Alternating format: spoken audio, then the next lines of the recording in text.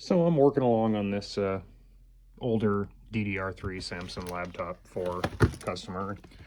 You know, we're looking, making sure everything's okay. We're actually cloning to an SSD for a different laptop because this one is completely dead. And we're looking around, and what do we see that's, oh, what the heck? What the heck?